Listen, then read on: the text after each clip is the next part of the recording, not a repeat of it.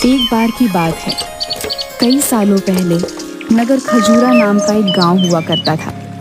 समुद्र के अत्यधिक पास होने के कारण वहां के सभी लोग पानी से जुड़े हुए काम को कर कर अपनी रोजी रोटी कमाते थे। उन्हीं में से एक था भीमा, मछुआरा, जो कि समुद्र के किनारे से मछलियां पकड़ने और उन्हें बेचने का काम किया करता था। अगले दिन समुद्र के किनारे के पास आज तो समुद्र के किनारे बहुत सारी मछलियां पड़ी हैं। लगता है कल कोई बड़ी लहर आई थी भैया। हाँ किशन, लग तो यही रहा है। आजकल समुद्र में भी बहुत उफान आने लगा है भैया। पहले की तरह शांति नहीं रहती।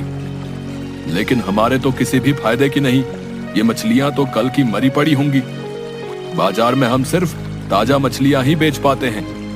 चलो तुम अपना जाल लगाओ, मैं अपना लगाता हूँ। आज का काम शुरू करते हैं। भीमा और किशन दोनों बचपन से ही एक साथ रहते थे। वह दोनों एक दूसरे के बड़े अच्छे पड़ोसी और दोस्त भी थे।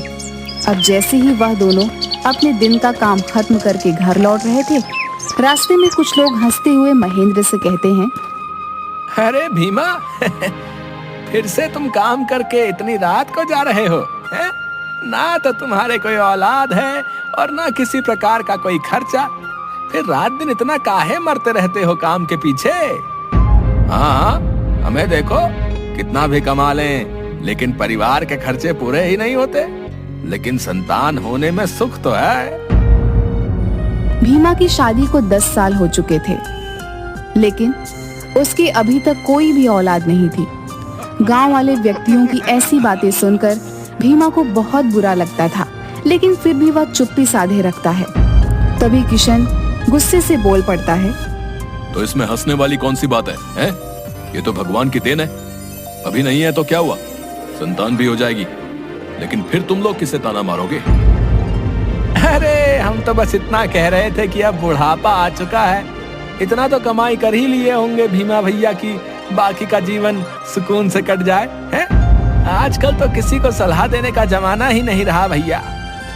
हाँ, अगर ये कुछ छोड़ दे तो हम जैसे नए मछुआरे भी कुछ आमदनी करें, लेकिन सारी मछलियां तो ये ले जाते हैं। तो सीधे सीधे कहो ना, ये बात है।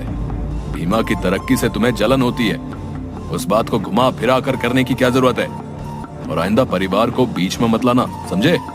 अब रहने दो किशन, इनसे बहस करने का कोई फायदा नहीं। चलो घर चलते हैं यार, देरी हो रही है। वहां से जाते वक्त बसंत सुंदर से कहता है, यार तुम भीमा को इतना नापसंद क्यों करते हो? जब भी उसे देखते हो तो गुस्से से लाल पीले हो जाते हो। अरे कुछ नहीं,